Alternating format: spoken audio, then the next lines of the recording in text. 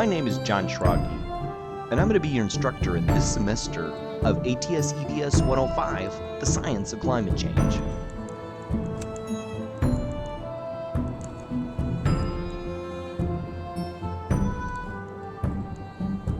As you probably know by now, I don't actually live in Nebraska. My family and I live in southern Indiana. You're probably wondering why we're in the car today.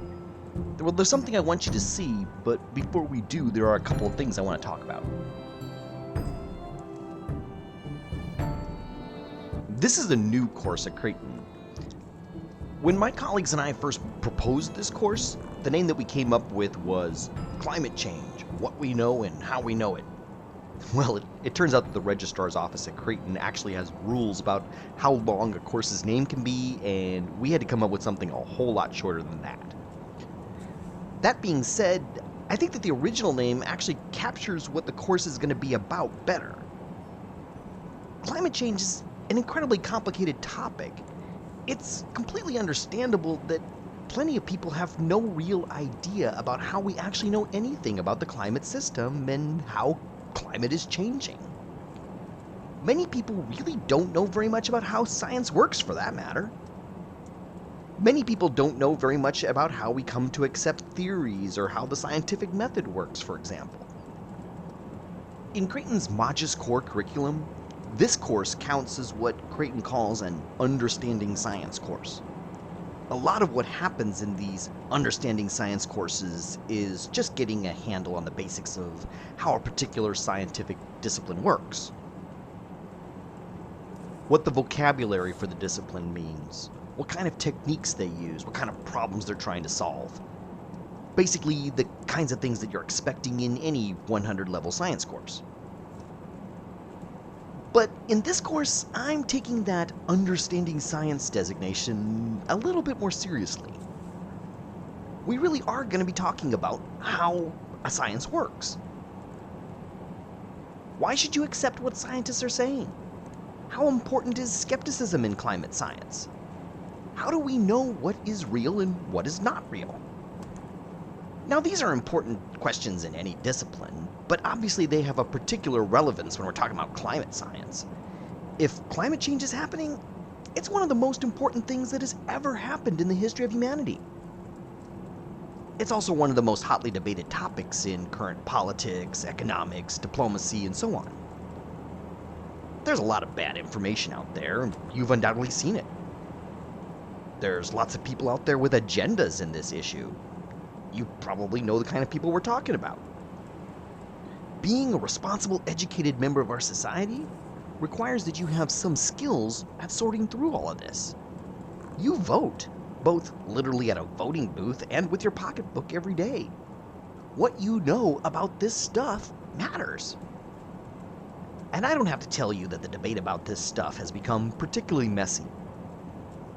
There's a lot of talk radio hosts and politicians and pundits out there who want you to believe that the whole subject of climate change and global warming is somehow a big conspiracy on the part of scientists, or maybe some kind of hoax. How would a conspiracy like that work? Is it even possible? For that matter, why would scientists even want that? These are kinds of issues that I do want to talk about at least a little bit in a course like this. Now, that being said, this is not a political science class. I'm not here to argue with you. I'm here to tell you what the facts are. I'm here to help you understand the science. How we as a society are going to act on the science, that's another question altogether. For that matter, how you as a citizen should act on this information is something that I can't really tell you. I can assure you I don't have all the answers, and I certainly wouldn't presume to tell anyone else how to solve these kinds of problems. Now, you're probably wondering why I'm lecturing to you today from my car. There's something out here I want you to see. This is St. James Catholic Church. It's a sweet little Catholic parish out in the country here in southern Indiana. We're a couple miles from the nearest small town at this point. My wife's family has been coming to church here at St. James for several generations now. Do you see that name Adam Steckler on that window? That's my wife's great-great-grandfather. This place is pretty important to me. Back in June of 2007, I married my beautiful wife Kimberly right over there. And my youngest son Gabriel was baptized right over there. This might not seem like the kind of place that would be at the front lines of global warming and climate change, but maybe it is. This is the big pin oak tree that's in front of St. James Church. Do you see those weird growths on the branches? Those are called oak galls, and they're caused by a type of wasp called the gall wasp that lays its eggs in the branches, actually kind of under the bark. I have an example of an oak gall here that fell out of the tree. It's absolutely disgusting. It's like a tumor on the branch. The larvae and the eggs of the gall wasp give off chemicals that cause the oak tree to grow these tumors, which are part of what feeds and protects the gall wasp young. The gall wasps actually have a really complicated and horrible life cycle, but this is one phase of their life cycle. The tree doesn't get anything out of the relationship. The gall wasp himself is just a parasite. There are actually quite a few different species of gall wasps in the world that affect mostly different kinds of oak trees. They're a natural part of the environment. They have an ecology to them. They are kept in check by predators and by the climate of a region. The larvae have to develop to certain stages under certain temperature ranges and so on. Otherwise, most of them are killed off by heavy frosts or by excessive heat or whatever. They're part of the natural ecology. And gall wasps live pretty much any place oak trees live. But they're kept as part of a natural balance by their predators and so on. There's always been gall wasps here in southern Indiana, and as long as any given oak tree only has a couple of oak galls, it doesn't really hurt anything. It's only when the gall wasp population goes unchecked that suddenly the branches are covered with thousands and thousands of oak galls, like you see here on this pin oak in front of St. James Church, where this is going to kill the tree. Now, I want to be completely honest with you here. I did a bunch of checking in the scientific literature, and I did not find any papers where anybody had studied the spread of gall wasps in Indiana and how that was related to climate change. But what I did find was a number of papers where people have studied gall wasps in other forests in other parts of the country and in other parts of the world, and were able to demonstrate that those gall wasps were spreading due to the changing temperatures associated with global warming. But again, to be completely clear on this, I did not find studies like that about this particular type of gall wasp. I didn't find any studies proving or disproving the idea.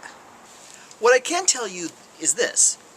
While there's always been gall wasps here in this part of the country, the population of them has exploded in the last 4 or 5 years, and they've pretty much taken out all the oak trees. I didn't give you a lecture today driving out in my car 20 miles out to St. James Parish just for the novelty of having a lecture in the car. I had to go that far to find a tree that was still alive. Most of the oak trees here are now gone, and it's because of the damage caused by gall wasps. Even this tree has had to have a lot of branches taken down by an arborist, and honestly, the tree's gonna have to come down. There is no cure for oak galls once the tree has been infected. Now again, to be completely clear, I don't have any evidence that these gall wasps here are spreading due to climate change. I do know from the data that the temperature in this part of the country has increased at a rate of about 1.6 degrees Celsius per century over the last 50 or 60 years.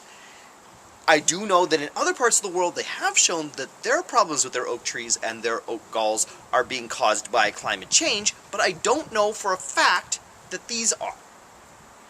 And if you want to be skeptical that these trees are dying because of climate change, I'm actually hugely supportive of that. Great, I'm thrilled that skepticism is part of your approach to solving problems. Then have faith in a different way. I don't have a budget to show you oak trees in Spain, but oak trees in Spain have been proven to be dying due to climate change and the damage that that is causing through oak galls. Okay? I just I can't take you to Spain to show you those trees. I can't take you to see a polar bear falling through the ice. I can't take you to see a panda bear who can't find bamboo at the right altitudes anymore, okay? But I'm showing you this tree. Honestly, it's altogether possible, maybe even likely, that the rise of gall wasps in this part of the country in the last few years is due to a combination of factors. Climate change might be part of the story, but maybe this particular variety of gall wasp is actually invasive from another part of the country, and it just doesn't have predators here. Maybe something has happened to the predators of this kind of gall wasp due to the use of pesticides. I honestly don't know. Again, if we don't want to suppose that this is being caused by climate change, I'm comfortable with that. Then let's work on the assumption that I'm actually in front of a beautiful chapel in Spain where the damage to the oak trees there has been shown to be linked to climate change. So what? So oak trees are dying. I mean, is that really the worst thing in the world? New trees are going to grow in. Admittedly, they won't be majestic pin oaks around here. They're going to be weed trees that are fast-growing and short-lived, things like mulberries and tulip poplars and Chinese elms, but is that the worst thing in the world? There's still going to be habitats for birds and squirrels. Actually, I'm not entirely sure what the squirrels will eat without acorns, but setting that aside for a moment, is this really the worst thing in the world? Well, I mean, I kind of think we want the trees, but I agree, life will go on. I don't know that this is making our world all that much harder to live in, at least directly. Let me show you something else. Now this is the field that's behind St. James Church, and it's December right now when I'm recording this, and so right now it's covered with a cover crop. This is winter wheat. Here in southern Indiana they grow winter wheat this time of year as a cover crop to protect the soil from erosion and things like that. In the spring they'll harvest the wheat before they put in soybeans. Kind of an interesting thing though about the winter wheat in southern Indiana. There's a fungus that grows around here that gets into the ears of the wheat and makes the wheat actually unfit for human consumption. Actually, almost all the wheat that's grown around here is barged off down the Ohio River to Arkansas, where it will be used as chicken feed.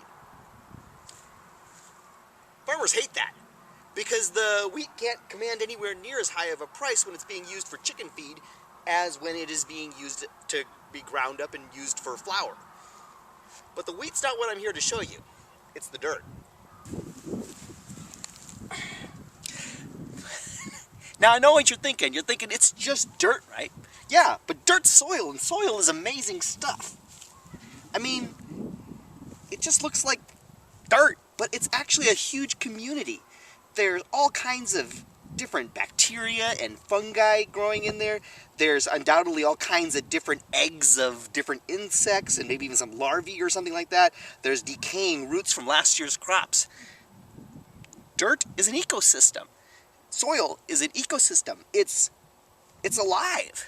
And like any other environment, it can be messed up by climate change. And you see all the different species of bacteria and fungi and so on that live in this soil are living in some kind of competitive balance. They're all competing with each other for resources. They're all fighting chemical warfare against each other, trying to get an advantage over the others. And all of them have jobs. Some of the beneficial bacteria are doing things like fixing nitrogen, which will be a type of fertilizer for the plants in the winter, next summer. Other ones are consuming nutrients that the crops, the soybeans and the corn and so on will need next summer. All of them are existing in some kind of balance that is a part of the reason why these fields are conducive to growing things like corn and soybeans. And the temperature and the climate are a big part of that. Hard freezes are kind of a big reset button for the soil, wiping out, or largely wiping out anyway, different species of bacteria where other ones are hardier and can survive that kind of climate. And when you make changes to the climate of a region, you are giving advantages and disadvantages to different species. You are selecting for benefits to certain species of bacteria and fungi that aren't maybe what you were intending. And that's all really important because this stuff, there is 84 million acres of soybeans in the United States. Add to that about 90 million acres of corn. This stuff feeds the world. And the part of the reason why it's here is because we have the right soils and the right climate to grow corn and soybeans and so on. What if due to climate change, the ecology of the soil changed? What if there was too much fungus in the soil? What if the bacteria that were thriving in the soil now under climate change were somehow depleting the nutrients excessively? Well, among other things, the yields would fall, the farmers would get less corn or soybeans or whatever from their fields. Or maybe, as was the case with the wheat fields, maybe the corn or the soybeans that they were producing would no longer be fit for human consumption due to, like, for example, of new fungus in the soil. This is scary stuff, because this is an important source of food for our world. It's entirely possible that due to climate change, we're going to result in having less food production for a world that has ever more and more people in it. We need every kernel of corn that comes from these fields. We need every soybean that comes from these fields. If something is going to be reducing the yields of these fields, we need to know that. You know, a lot of times you see these post-apocalyptic movies like The Day After Tomorrow or something like that, where the world has been changed into a desert or whatever. Well, one of the things I want you to understand is that it doesn't have to get that bad for it to have a ruinous effect on all of our futures. I mean, I don't need to see dunes of sand blowing across southern Indiana for climate change to have had a horrible impact on my life. Indiana does not have to become a desert. All it would take is, say, a 10% smaller usable corn harvest, and we'd all be facing serious food security issues. Now, as I've said before, I have no intention of getting into arguments with anybody about this stuff. Frankly, how to deal with climate change and what policies we should be enacting and so on are really complicated issues, and I'm not an expert on stuff like that. But I have spent my adult life studying the atmosphere and the climate system. I use the tools and the methods of science to try to answer certain kinds of questions. I want the scientific community to be able to answer certain kinds of questions so that I can make my own decisions about how to act and vote and spend my money and so on. And in this class, I'm going to be sharing that with you. I'm going to be showing you how we know the things we know about the climate system. We're going to learn about the facts of climate and climate change. As far as what this means for treaties we should or shouldn't sign, government policies we should or shouldn't enact, and so on. That's all way outside my expertise. But this stuff is important to me, and I want it to be important to you too. And now I want to show you two of the reasons why this is important to me. This is my oldest son, Xavier. He's going to be 6 next month. He's eating a candy cane right now. And this is Gabriel. Yes, you got it at school. And this is Gabriel. He's 2.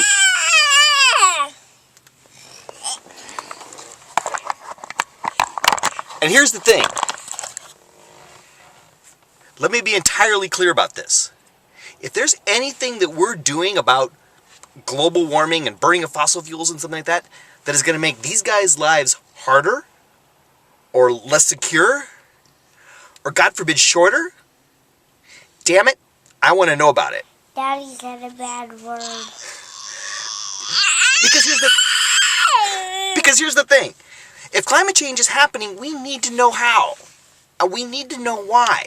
We need to use the tools of science that have served us so well when it comes to technology and industry and medicine and all these other ways. We need to use those tools to understand what's going on. So let's get started with this course. At the beginning of this lecture, there was a slide that said something about every man is entitled to his own opinion, but no man is entitled to his own facts. Let's go get some facts.